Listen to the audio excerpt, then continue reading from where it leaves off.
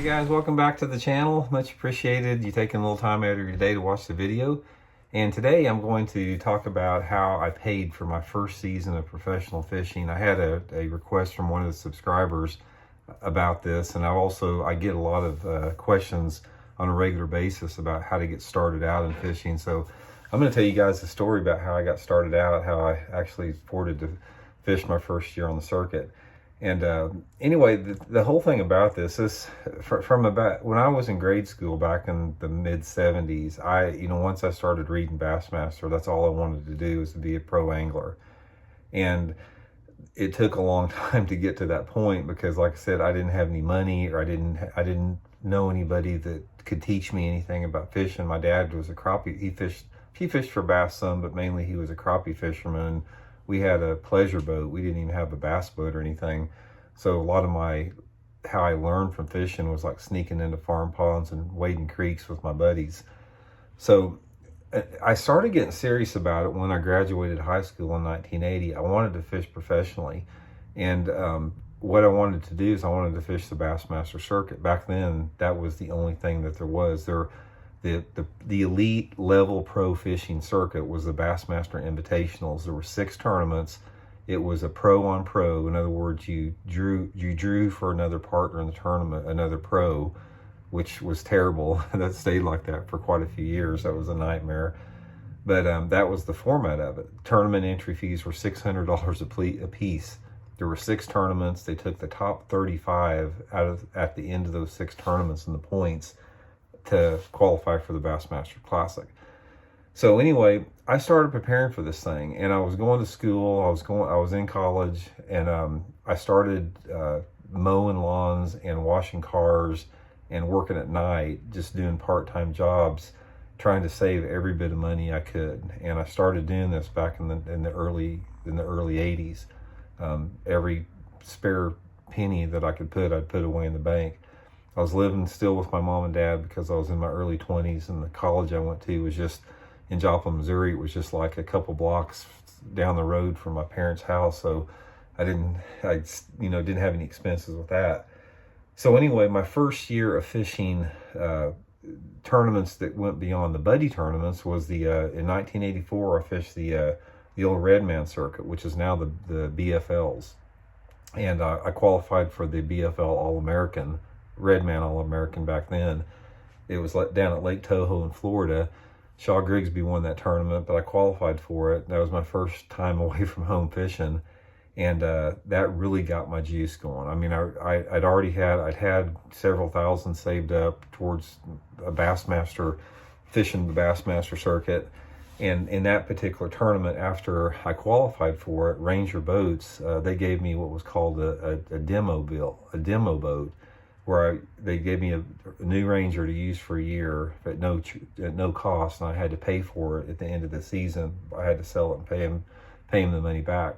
So that got me into a new boat because I had a junker boat. I had it was called a Mean 15 Champion. It was a 15-footer with a 150 on it, and I blew the motor a couple times, and I sunk it one time. It was terrible. And I had a 4-cylinder Nissan Pathfinder. A 4-cylinder truck. That was my rig. So anyway, I figured it up, and I decided that I wanted to try to fish the 1985-86 season of Bassmaster Invitationals. Back then, they split the season up in 2. You had 3 tournaments in the fall of the year and 3 tournaments in the spring. So in the fall of 1985, I'd saved up $3,000 towards the tournaments. I'd paid my deposits for all of them. I was still living at home, didn't have any payments because I had the memo bill from Ranger, and I had my little beat-up truck paid for, and didn't have any expenses because I was living still with my parents, 24 years old, and went to that first tournament up at the St. Lawrence River in New York and finished 19th in the tournament, won a couple $1,000s to start my pro circuit off. And I went on that season to make the money 5 out of the 6 tournaments, and I needed that because I only had $3,000 saved up when I started, but when I put my deposits in. So after I'd sent my deposits in, I think I only had a little less than $2,000 left for like gas and expenses and everything. And I didn't have any expenses at all because before I'd go to the tournament, my mom would pack me a bunch of food in a big grocery bag, and I'd take that to the tournament. I'd sleep in my truck on the way to the tournaments, and find like a cheapest $20 a night rat-infested motel to stay in for the tournament. So I had very little expenses other than gas. I only had 6 rod and reels. I had 4 bait casters and 2 spinning rods, and I had 1 tackle box, like a big Plano tackle box. So I was bare bones as you can get. But that first season, I made 5 out of 6 checks, and that kept me in it because I was hoping I would make enough money to stay in it throughout the course of the season by winning enough. And as it turned out, I won enough to stay in it, and I also qualified for the Bassmasters Classic my rookie year. Barely squeaked into it, but I did make it. And after I made the Classic that first year, I never remember, I got 9 of Wood, Forrest and 9 of Wood. 9 of Wood called me up, and she goes, Randy, she goes, just wanted to let you know, she goes, if it's okay with you, we'd like to pay your entry fees for the Bassmaster Tournament Circuit next year. And I go, yeah, that's okay with me. So from then on, and like for the next 20 some years, Ranger paid my entry fees to all the tournaments, which took a huge load off. And that's sort of what got me started out, guys. I got super fortunate. The first year I was in it, I had some really good draws. I fished with Hank Parker, I fished with Tommy Martin, Randall Romig, some of the big names out there that put me on some fish. I wound up catching some of their fish and made the Classic my first year, and did well enough in the tournaments to keep myself in it, and got so lucky making the Bassmaster Classic that first year that really got me some financial help to stay into it. So that was the story. That you can't do that now. The Randy Blockett, the 24-year-old Randy Blockett in 1985 would not be able to do that if he was 24-year-old Randy Blockett in 2022.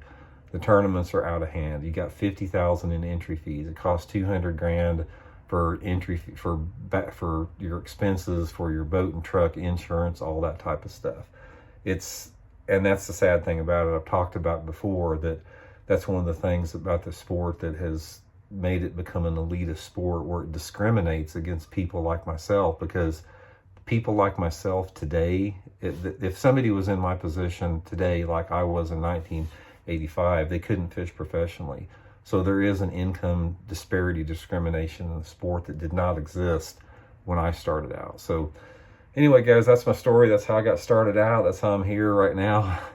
Like I said, that was the route that I went, and I think that was a little bit more common back then than it is now, because now you've got to have money to fish. I mean, you've got to have some type of a wealthy family or some type of financial backing. You can't do it by mowing lawns like I did. I mean, I look back and it's like I appreciated it so much, because when I had to pay $600 for an entry fee, I look back and say how many yards I had to mow to save up that $600, that nobody gave me that money to fish with, and that made it a lot more rewarding in the end. So anyway, that's the story today, guys. Thanks for tuning in again, and please hit that subscribe button. We got a big giveaway coming up when we hit 55,000 subscribers. Half the guys out there that are watching these videos are not subscribed. Dude, guys, all I'm saying, if you're getting anything out of what I'm telling you, the info, just hit that subscribe button. That's just a fair, even trade, man. So anyway, thanks for tuning in. We'll see y'all later.